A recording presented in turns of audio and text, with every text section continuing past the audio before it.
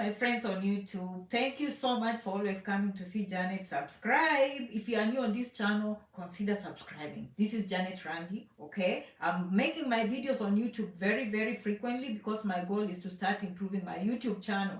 Thank you so much for considering to subscribe. I love you to the moon and back. As you can see, today's title is using work permits to get to pay for fees in the universities. Okay, I say this because I've been making these videos for a long time, and because there are too many of them. Some of you are following me for the first time, and I don't want you to be struggling looking for information and missing out information that otherwise it could have helped you long time. Can you hear me, please? Who is that? Royman Ricketts, can you hear me? If you can hear me, please comment. Okay, Janet loves live videos. I just love going live. I take a lot of risk going live. So if it's messed up at the end of this video, I'll just delete. But thank you so much. Yeah, thank you. You can hear me. We are talking about coming to America and paying. And for this case, even Canada. Okay? Some of you are too scared. And I've always said, please, thank you for your response. I see you saying you can hear me loud and clear. Thank you so much. We are too scared. And I always say, not everyone that comes to these countries was a millionaire. Okay?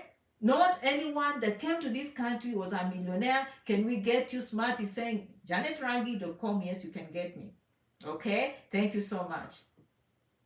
How do you pay for fees? How do you pay for fees? And today I've gone ahead and just chosen the work permit only because I want to focus on work permits and specifically in the United States and how people get these work permits to pay for fees. So this is the thing, okay? When I'm making applications for people or when you're making applications yourselves, many of you are too scared because you say, Janet, can I get a scholarship? Because in your mind, the first thing that comes in your mind is scholarship. And in my mind, the first thing that comes is, are you able to use your God-given hands to work and go to school? So it's a difference of opinion. It's how we look at things. We look at things differently, okay? I always say, the first thing is to get admission first and everything else follows. Most schools, once they give you admission, okay, they will give you graduate assistantships if they have them. They will give you scholarships if they have them. They'll give you on-campus jobs if they have them. They'll give you payment plans. Of course, most schools have payment plans. So I want you to be thinking like this when you're thinking of coming to America, just before even you reach the work permits. Okay, the first thing I want you to think about is how can I pay fees? And I want you to think in terms of payment plans. I want you to think of on-campus jobs. I want you to think of coming with the first salary or the first semester money. Okay, I want you to start using roommates. Okay, I want you to do the good. I want you to do your investigation, to do good research is the word I was looking for. Apply to schools that are affordable. Okay, so that is point number one. If you go ahead and you are just looking for schools that are $40,000 US per year, what are you doing to yourself? Okay, you are looking for schools that are $50,000, and then they say we'll give you a scholarship for $8,000. You're like, I'm happy. My friend, you still have a balance of $42,000, and Janet is busy finding people schools that are only $25,000 per year. So those are some of the things that we have to use to lay the ground first before you even think of work permits. We are going to choose the school wisely in terms of payments. Okay, when we come here, we are not looking for the big names. If you want a big name, I can't stop you. But if you want to be stuck with those student loans, you go ahead. Okay, we are going to look for cost-effective schools. Okay, we are going to choose them very wisely. We are going to make applications before we think of scholarships. And then we are going to look into on-campus, which of course, once they stamp that visa, it's a working visa, 20 hours per week. Okay, and when you come here, I want you to be very close to people from your country. They will show you tricks on how they survive. I'm just telling you the truth. I'm on the ground. Okay, that is how you're thinking. So you're putting all these factors. Having said that, how do you get work permits? So work permits, first of all, I've always told you about hardship. But the thing is, when it comes to work permits, most schools want you to finish 1 year before you ask for a work permit. Even immigration will process your paperwork quicker, not even quicker, that is the requirement. If you finished at least 1 year in the United States. And when you say, Janet, how do I apply for work permits? There are things you have to pay attention. You can't just say, let me just apply for work permit. Okay, because they tell you what they are looking for. And you know, you have Janet Rangi followers, you are going to follow the rules. You are going to look for what they are looking for. What are they looking for? Number one, you have to make sure your currency, if your currency drops, make sure you mention that. Okay, so let's say the US dollar was weaker, but now it has gotten just a little bit stronger. So when you did the calculation, you used 100 versus 1, but now the dollar has gotten stronger, and now you are using 105. That $5 difference makes a big difference in your currency, not dollars. But I'm just saying, if there is a drop in currency that will make your education more expensive, that is a good reason it's listed on the website. You know, Janet teaches you the things that are realistic. Don't go using your own words. Oh, I come from a poor family. I am an orphan. Okay, those things are very unfortunate. Okay, when I read those stories, they break my heart. But at the same time, follow the law. The law clearly says that the only time you apply for a work permit is things like the currency change. So when you came to school, you used a certain currency. But now the dollar has become so strong and your local currency has dropped, it has affected your payment plan. Number two, they have increased school fees. So let's say they told you last year it was 20,000 and this year is 22,000 work permit. Okay, you are going to mention hardship because the fees have gone up. Very important, mentioned on their website. So those are the things you look at when you're asking. Let's say when you first came, you used a certain sponsor. The sponsor is no longer able to do what? To pay for you. You are going to apply for hardship. My sponsor, when I left, he had a good job. He was working for United Nations. He had this business. But now because of COVID, the business has gone down. He's no longer able to pay or help me A, B, C, D. That is a good reason. Hardship. Number four, if you're working on campus and then you lose that job, good reason. Hardship. Okay, you see how Janet is thinking. I'm not coming to beg and explain to people how I come from a poor family. Even when you're asking for scholarships, even me myself, I read these things. People want to know what I'm going to bring on the table. Okay, we all have challenges. Okay, we come from poor backgrounds. Okay, some of us are unfortunate. We don't even have parents. We've always struggled in life. But what they want to see is what are you willing to bring to the table. So you can summarize and say, I digress a little bit. But when you're writing personal statements, don't come out strong and say how poor you are. Sometimes the university is in business and you're busy telling them how you can't pay. Don't do that. Don't do that, okay? Throw in that sentence, you came in from not a well-off family, okay? But you're looking forward to getting this degree and make a difference in our community. And you're kindly asking for help. That is different than the whole paragraph crying and saying how poor you are. They don't like that. But when you're asking for hardship, number one, don't wait until 1 year is over, but target that. And by the way, one academic year. I'm not saying one calendar year. Once you finish one academic year, uscis.gov, you are going to apply for a work permit and you are going to quote the reason that they've said, not what you think. You are going to quote for them what Janet is mentioning. Confirm on the page. Okay, you're going to drop in currency.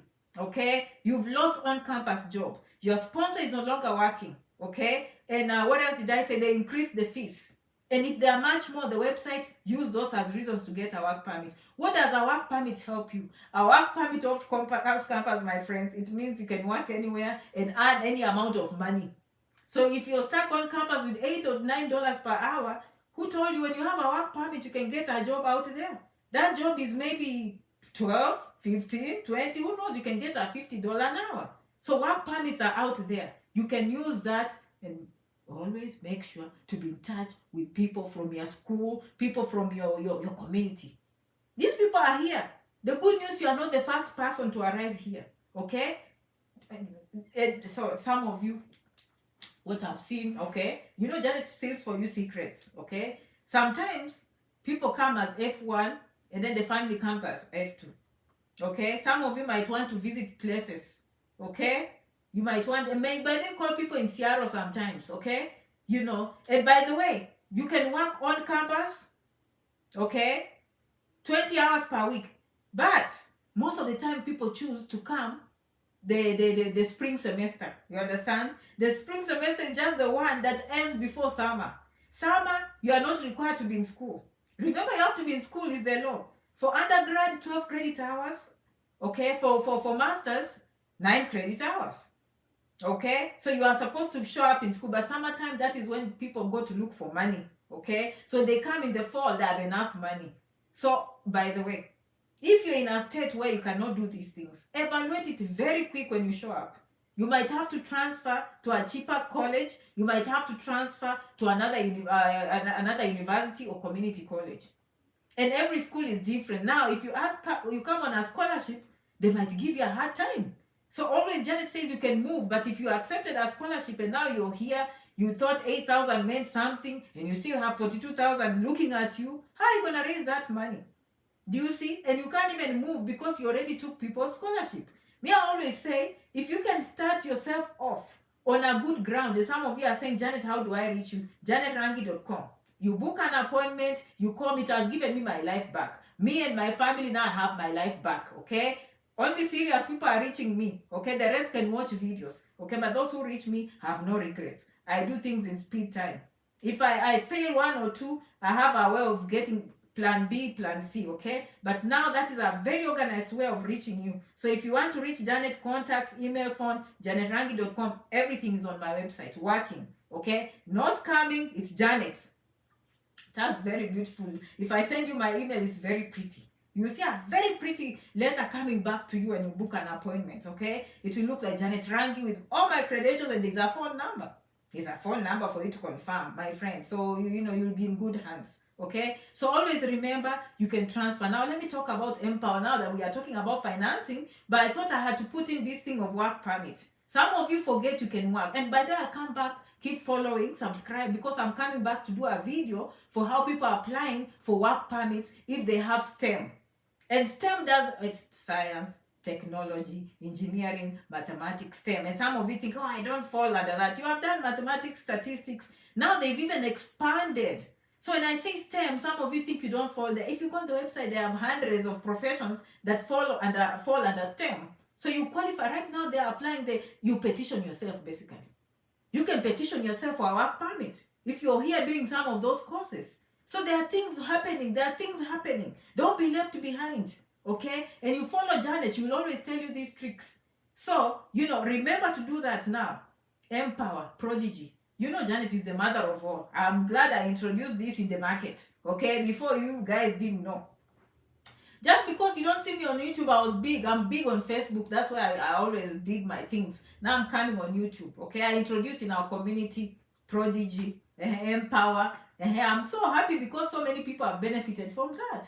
That is financing for international students. You don't need a cosigner. But it's not as easy as you think. That's why I just tell you to have that as an option.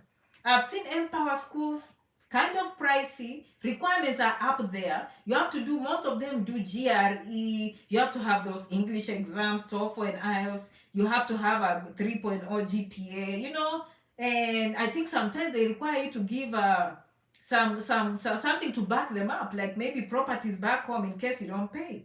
So although you don't need a cosigner in the United States, which sometimes that is the best way to get these loans, that like Prodigy, Empower. So some of you are choosing to get Prodigy and Empower. But Empower is not going to write a letter to you saying they'll pay for you. So still you have to have your bank statement ready. So what does that Janet my approach? Cheap schools, number one. Do very good research. First, start with a cost-effective school. Number two, look at graduate assistantships in that school. Number three, look for campus employment. And when I'm doing these videos, people watch one and they run. And they think they know it. Okay? And then 2 years later, 1 year later, they went to a school where they don't even have on-campus jobs. You did not even do research. Cheap is expensive. Cheap is expensive. There's a reason why people come to Janet. Sometimes you think one video is everything, and then you lose out. And then after a while, you are alone in the bush. Who's going to help you? And other people, they have a smooth transition. They've been put a place where there's good support system for people that have a cohort, people that sound like you in the same place that can help you. That is number one. Cost-effective jobs, cost-effective schools, available on-campus jobs, available, all these things that are here to help you succeed. Okay, so don't watch one video. Please invest time in watching many videos. Today, I'm focusing on work permits. Okay, always remember, hardship is possible after 1 year. Okay, after 1 year of going to school, you can always go petition uscis.gov and get a work permit. It will save you. You can work on campus. Jobs will be unlimited. Before then, focus on a very, very good school. Come prepared at least for a semester. Find roommates. And if you didn't watch the other video I told you on how to pay, payment plans are there. Okay? But always think, if you see a school is 24,000 per year, okay, make sure you understand that one semester is 12,000, the next semester is 12,000. First semester is 12,000. Some of that money is room and board. You can save on roommates. You can save on eating cheap schools. So you want to focus on the remaining tuition, which could be $6,000 per semester. That 6,000, break it down into payment plans. If you think like that, and by this some of you tell me, Janet, will they make me to put a deposit? If they tell you to put a deposit, it's up to you. You chose that school. Me, I don't choose schools where they'll ask me a deposit. I don't. Okay? Janet, will they make me pay fees before I come? No. Most schools in the United States is pay as you go. So you have to come, actually register for those schools, and then for the classes, and then now you pay as you go. So although they are quoting 24,000, they are not expecting you to have 24,000. They are not expecting you to have the 12,000 upfront. So you can always have whatever you have, payment plan per semester. That is how it works here, my friends. And because I'm doing videos every day, I might just specifically pick one thing. Like today, I'm really focused on the work permit. If you came late on this video, please focus on what Janet is saying. Understand when you are requesting a work permit, there are just things you have to follow. Don't make up your own stuff. Don't say I come from a poor family. I was in this, I was that. No, follow what the website says. Follow what they're asking. That is how many of you get denied these things, because you want to make up things. When they clearly, the website is telling you, you have to mention, maybe it's the currency that is making you not able to pay. Maybe it's your sponsor that walked out of the deal because of COVID. Maybe you lost on campus. Maybe the fees have been raised. It's clearly there. And those are the reasons that you quote when you're making an application for a work permit. Do I have people that have work permits in the United States? Yes, yes, yes, and yes. Do I have my followers that have jobs during the summer and they're able to raise fees for the next semester? Yes, yes, yes, and yes. Do I have followers that came on what they went to school for and now they are going to nursing school? Yes, yes, yes, and yes. The sky is the limit. Oh my God. So many videos I've done, okay? I don't want to keep you here. This is YouTube. Okay, we have to keep time. If it's Facebook, I can rant, but this one, I have to be on time. Merci beaucoup, kwaherini, muchas gracias, zikomo. Until the next video, I love you so much. Subscribe, janetrangi.com. You'll find all the details. janetrangi67@gmail.com if you want me to give you directly. But there will be other emails there. My phone number is there if you want to reach me. That is up to you. The rest of you, welcome. Do things on your own. But one thing I've learned, cheap is expensive sometimes. I've come to learn that. Because there are people who come here and now they call me. And when they call me, sometimes it's too late. Do you understand? I could not place you in a school that has no on-campus jobs. I'm not going to do that. I can't place you in schools where people don't have support systems. Okay, I can't put you in a very expensive school. I'm not going to really encourage Prodigy and Empower because it's just easy when there are other options. Okay, Winfrida, bye-bye. You came in late, but I'll see you in the next video. Thank you so much for subscribing. See you in the next video. Thank you. Bye-bye.